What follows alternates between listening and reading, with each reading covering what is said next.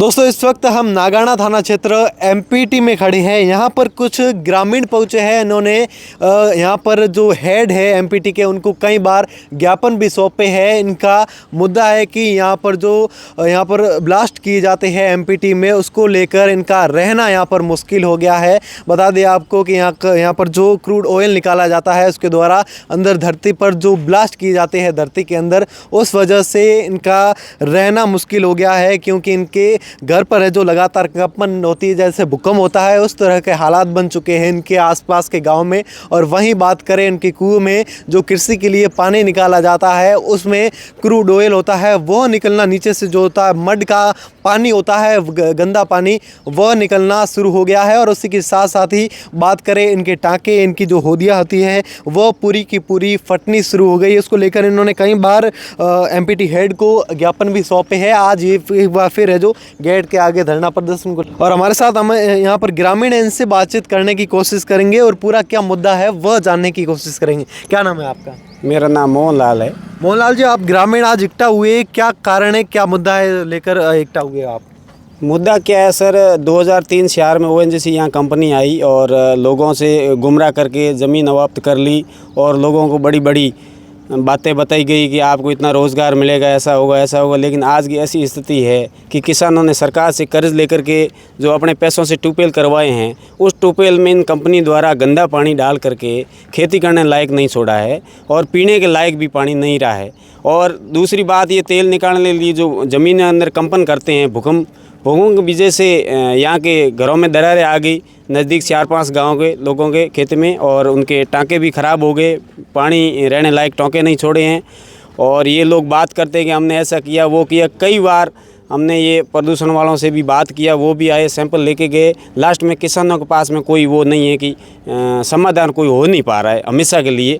तो आज हम लोग बात करने के लिए आए हैं और कंपनी वाले, इनके मेन हेड है, उनको एक ज्ञापन भी दिया है। उन्होंने हमारे को आश्वासन दिया है कि हम करेंगे, लेकिन पिछले 15 साल से ये आश्वासन ही देते आ रहे हैं। पिछले 1 साल पहले मंगला वेलपीट 18 पर इनका जो ख़राब पानी अंदर डाल रहे थे तो लोगों ने मना किया। तो उसके बाद उन्होंने बोला था कि हमारे को 40 दिन का टाइम दो।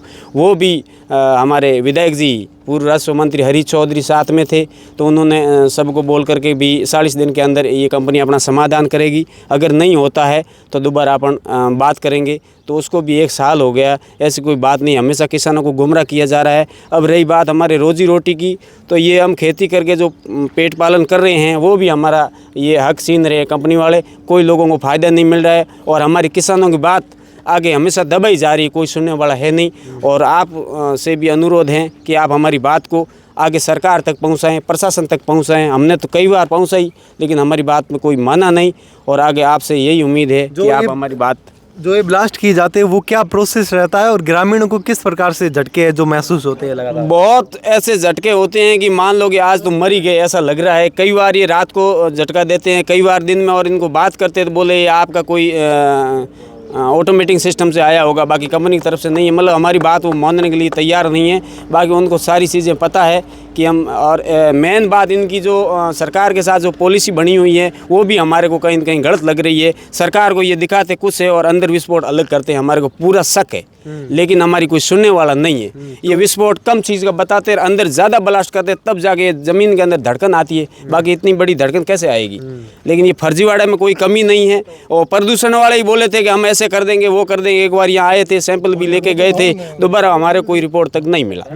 तो आपके घरों में तो नुकसान होता हुआ, टाँकों में, घरों में? टाँका में पानी रहता नहीं है, रहता ही नहीं है। हाँ। और दरारें भी आ गई, घरों में दरारें भी आई हुई है पूरे मकानों में, पूरे मकान सबके आसपास की कितनी बस्ती है? सब टोटल घर के में गाँव का एरिया, 4-5 गांव का एरिया है। कितनी आबादी होगी? आबादी देख लो आप, एक गांव में 5000 की मान लो तो 20,000 की आबादी है इधर। हाँ, जैसे सीतर का पार एक चौकला है, खांची का तला है, ये मूडा की ढाणी है, बांद्रा है, कऊ का खेड़ा है, जहाँ भी ऑयल फील्ड है, सारी जगह यही समस्या है। और कृषि में कितना नुकसान देखने को मिलता है खेती में ये ऐसा केमिकल का जो पानी है उसमें जो किसान लोग खेती करते हैं तो इस पानी से होता नहीं, खाने का अनाज भी नहीं पैदा होता, वो भी मतलब बहुत समस्या हो गई है। पीने का पानी वो ख़राब हो गया, रहने का मकान है वो झरझर दरार आ रही है। और इसमें रात को सोए तो ऐसा झटका लगता है कि भाग के बाहर निकले और ऊपर के बर्तन भांडे वो खड़बड़ कर जाते हैं, एकदम बीमारी जैसी कंपन हो जाती है। और लोगों के इतनी धड़कन पैदा होती है कि बीपी लो हाई हो जाती है।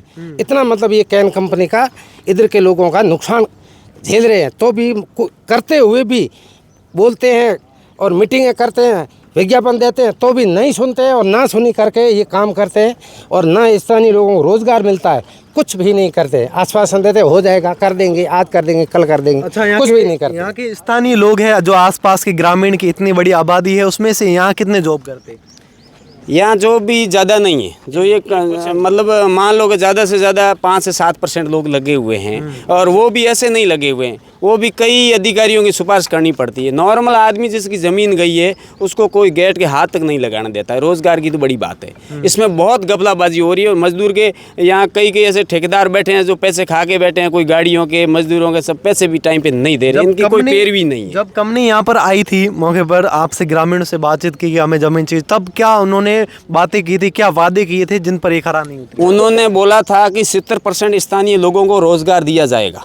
स्थानीय लोगों को रोजगार, हाँ, मतलब 70% लोगों को, यहाँ के लोगों को, नौकर लोगों को, लाइन लूजर या कॉरिडोर एरिया जिसकी ज़मीन गई उसके पड़ोसी भी डिस्ट्रिक्ट हुआ उसको भी रोज़गार दिया जाएगा, गाड़ी से, ठेकेदार से, लेबर से, जो भी है। लेकिन वो बात इनकी बिल्कुल नहीं है। वो अपनी मन मर्जी से बाहर से इंजीनियर लाते हैं और उसका डिप्लोमा भी नहीं है। हमने कई बार ऐसा पता कर लिया, वो भी इंजीनियर भी डिप्लोमा गलत है। लेकिन हमारे यहाँ के लोगों के साथ में वो बोले वेरीफाई लाओ, ये लाओ, बाहर के लोग हैं, कोई वेरीफाई नहीं है, उनके ऊपर हज़ारों मुकदमे लगे हुए हैं, फिर भी वो आज इंजीनियर बन के यहाँ काम कर रहे हैं और यहाँ के लोगों को अंधेरे में रखते हुए। अच्छा, अब आप लगातार ज्ञापन सौंप रहे हो, उस पर कोई ध्यान दिया जाता है क्या? कोई ध्यान नहीं दिया जाता है। कई बार हमने कम से कम 20 बार पहले ज्ञापन सौंप दिए और कलेक्टर साहब के भी साथ में हमारे लोगों से मीटिंग भी हुई है, नेताओं के साथ में भी मीटिंग हुई है, लेकिन लास्ट में रिजल्ट 0 रहा है। आज दिन तक तो कोई सुधार हुआ नहीं है। अब हमने लास्ट में यही किया है कि अगर नहीं होता है तो हमको मजबूरन होकर के कंपनी का काम रोकना पड़ेगा, हमारे रोजी रोटी के लिए, चाहे कुछ भी करना पड़े हम करेंगे। अच्छा, तो आप सरकार से अब क्या मांग करते हो? जो आसपास के ग्रामीण हैं वो अब क्या मांग करते हैं जिससे आपके गांव का बचाव हो सके? हमारी सरकार से यही मांग है, कंपनी से यही मांग है कि हमारे क्षेत्र के अंदर भूकंप के झटके बिल्कुल नहीं आने चाहिए। और जो ये बेस्ट मंड वाटर है जो ज़मीन के अंदर उतार रहे हैं ना, जो हमारे किसानों के जो खेती के लिए ट्यूबवेल हैं उसमें पानी है, इनका केमिकल मिल गया, हमारा खेती लायक नहीं रहा है, तो वो बिल्कुल बंद करें। हमारे को किंतु परंतु नहीं चाहिए। अच्छा, मड वाला पानी कैसा? वो मतलब खराब पानी, जो केमिकल युक्त पानी है वो उसके अंदर डाल रहे हैं, ज़मीन के अंदर। अच्छा, जो वेस्ट पानी जो कंपनी में यूज होता है, जिसका जो अपशिष्ट बचता है उसका, हाँ, वो जमीन के अंदर डाल रहे हैं, वापिस डाल रहे हैं, और कोई उनकी रुकावट नहीं है, कोई मानने वाला नहीं है। हमारा यही है सरकार और इन कंपनी वालों से कि आप आने वाले समय में समझ जाएं, सुधर जाए तो अच्छा है, नहीं तो मजबूरन होकर के हमको यहाँ कंपनी का काम रोकना पड़ेगा। चाहे कहीं हद तक जाए तो हम तैयार है हद तक जाने के लिए। हम जब नेताजी हमारे पास वोटों के लिए आते हैं तो हम मैं एक नेताजी को भी कहना चाहता हूं, चाहे कोई पार्टी का हो, कि आपने जनता से वोट लिया है तो हमारे इस मंगला फील्ड के अंदर या ऐश्वर्या फील्ड, भाग्य फील्ड, जहाँ भी तेल का ऑयल फील्ड है वहाँ आप ध्यान रखो कि नौकर लोगों को कितने को रोज़गार मिल रही है और ये क्यों हो रहा है ऐसा। हम तो कभी कभी ऐसा सोचने में आता है कि हमारा मालिक कोई है ही नहीं, कोई नेता नहीं, कोई प्रशासन नहीं। अगर होते तो हमने आज 15 साल से संघर्ष कर रहे हैं, इसका समाधान क्यों नहीं हो रहा है? ये कुदरत के साथ खुद छेड़छाड़ क्यों कर रहे हैं? अगर ऑटोमेटिक होता तो हमारे को भी गुस्सा नहीं। ये कंपनी वाले जानबूझ के कर रहे हैं, ऊपर से बोल रहे हैं ये बंद नहीं हो सकता, तो क्यों नहीं हो सकता बंद? ये कारण हम जानना चाहते हैं और आगे हमारी यही उम्मीद है कि आप प्रशासन तक बात पहुँचाओ और हमारा ये हमेशा के लिए समाधान होना चाहिए इस दोनों समस्या का परमानेंट। देखिए दोस्तों, मंगला प्रोसेसिंग टर्मिनल जो कंपनी जब यहाँ पहुँची थी, उन्होंने कई किसानों से वादे किए थे कि आपको रोज़गार दिया जाएगा, 70% रोज़गार दिया जाएगा यहाँ के लोगों को, और लोग उसी लालच को लेकर यहाँ पर उन्होंने ज़मीन भी दे दी और लोगों से ज़मीन भी हड़प ली।